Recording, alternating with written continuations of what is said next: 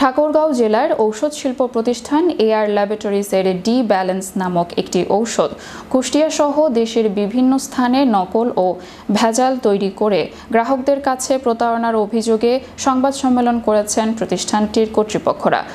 মঙ্গলবার দুপুরে ঠাকুরগাঁও পৌর শহরে টিএফসি রেস্টুরেন্টে এই দাবি জানিয়ে সংবাদ সম্মেলন করেছেন প্রতিষ্ঠানটির কর্তৃপক্ষরা।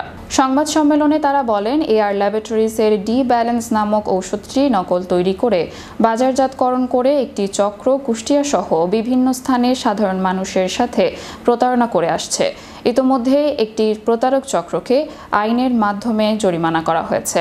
আমরা এই অসাধু চক্র সম্পর্কে সতর্ক করতে চাই, যাতে সাধারণ মানুষ যেন প্রতারণার শিকার না হয় এবং নিজেদের স্বাস্থ্য নিয়ে ঝুঁকিতে না পড়ে।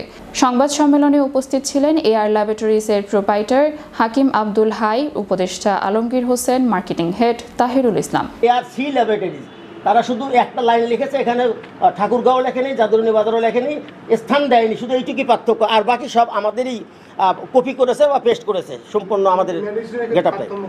আমি আশা করছি যে এটা ব্যাপক প্রচারণা করে যাতে এই চক্র যাতে নকল ঔষধ এবং ভুয়া ওষুধ দিয়ে মানুষের ক্ষতি করতে না পারে এবং আমাদের ঠাকুরগাঁও জেলার সুনাম নষ্ট করতে না পারে।